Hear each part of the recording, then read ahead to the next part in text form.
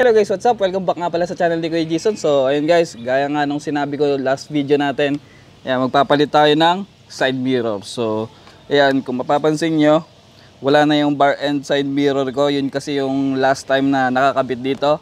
Ayan, ang downside niya guys, maliit siya, saka may huli siya sa LTO or HPG or kahit na anong checkpoint. Pag nahuli kayo or nasita kayo, violation yun kasi napakaliit nun. Tapos bawal talaga yung side mirror dito sa bar end. Ayan. Last time din, kinabit ko yung minodified ko na stock side mirror. Yon, yung nakalagay dito ng nakaraan. Ang maganda sa kanya, legal siya, wala siyang huli, pero ang di ko nagustuhan sa kanya, hindi siya na-adjust. Ma-adjust ko man siya, pipihitin ko pa, so hassle din pag nasa biyahe ka. Kaya bumili ko ng isa pang side mirror na legal at hindi tayo mahuli, hindi tayo magiging hassle. Ito yun guys. Charan! So ayun guys, nasa box pa siya. Yan, binili ko siya sa Shopee. So ililink ko na lang sa description kung saan ko siya nabili guys. Ayan. So tara, kabit na natin. So ayun guys, nakalimutan ko pala, bago tayo magsimula, sa mga naligaw po at bago dito sa channel ko, please like, subscribe at click nyo na po yung notification bell para ma-notify kayo sa mga susunod pa natin mga video. So ayun guys, let's do this!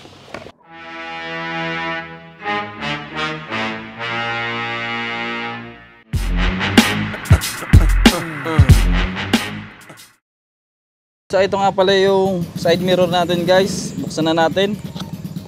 Yung pasensya na kayo sa background noise, nasa tabing kalsada tayo. So ayan siya guys. Ayan. Ayan guys. So mapapansin nyo, hindi naman siya ganong kahaba yung stem. Tapos para siyang stock ng Yamaha, no? So ito yung nagustuhan kong side mirror para sa Honda Click natin. Yan. Saka yung salamin niya guys, wala siyang grado. Ayan, oh. Walang grado. Mapapansin nyo naman kung may grado eh. Ayan, oh. Maganda siya. So mamaya pag nakabit na natin, testing natin siya sa kalsada. So ayun guys, kabit na natin. Let's go! So ayun guys, ang unang gagawin natin, tatanggalin natin tong gold bolts dito. So gagamit tayo ng 14 na pamihit na may kalawang. Oh, so pag may kalawang mas maganda. Hindi, joke lang. So counter clockwise lang. Hindi ka na malaglag yung ano natin. So ito, tatabi ko muna to. Yan, tanggalin na natin. So tanggal na guys. Kabit naman natin tong side mirror natin. So ito siya guys, dito natin siya ikakabit. So ayun guys, kabit muna natin tong nasa kaliwa. So clockwise lang ang pagpipihit. So ang gagawin natin mamaya, adjust na lang natin to kung ano yung gusto nating angulo. So yan. Kapag kontento na kayo sa angulo na ganyan, pihitin nyo lang to ng clockwise din. Yan, para matansya nyo guys. So gamit lang din tayo ng 14 dito. So pag naramdaman nyo ng humigpit, okay na yun. Huwag nyo na masyadong pepersahin kasi baka mabasag yung ito. Alum lang kasi ito eh. Dali siyang masira pag sobrang higpit or masyado nyong pinwersa. Yan, ayan siya guys. Yan yung itsura niya. Then dito naman tayo sa kabila.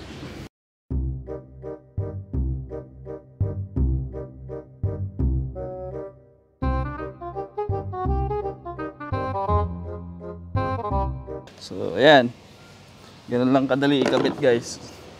Tapos ito, adjust na lang natin. So hindi na siya katulad nung sporty look, no, na ginagawa natin, pero LTO legal siya at wala kayong pangamba kung may checkpoint. So ayan siya guys. Ayan, i-adjust na lang natin yung salamin. Wait lang, may tumatawag. Hello? Hello? Ay. December 23.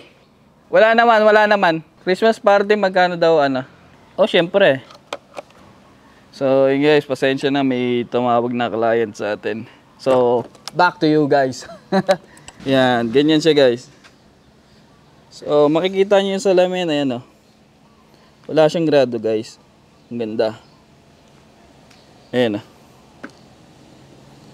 Ayan yung salamin niya. Tapos yung texture ng plastic niya, okay naman, hindi siya mukhang cheap.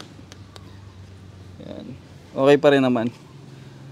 Matte black pa rin naman siya. Pag pinahiran nyo nga ito ng top coat, kakulay na rin itong ano, fairings natin. Yan. So, yan yung looks niya, kabuuan ng click natin. Yan siya. So, okay na to para sa akin kasi nga madalas na tayong lumalabas ng Bulacan. Kaya need natin na sumunod sa batas. Yan, ang ginagamit ko lang yung bar end kasi madalas akong dito kasi natambay tayo. Ayan, so ayan na yung side mirror natin guys.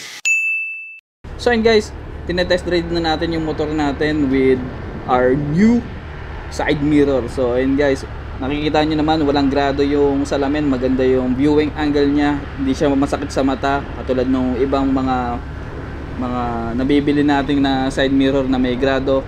So recommended ko talaga tong side mirror na to, no? So ayun guys, tuloy-tuloy lang tayo dito. Let's go! Bang! So ayun guys, so far naman satisfied ako sa nabili kong side mirror para dito sa Honda Click 125i natin dito kay Habibi Black. So ayun guys, ang masasabi ko lang, maganda yung quality niya. So recommended ko para sa inyo, sa mga nag-grab driver or yung madalas lumuwas, yung walang huli.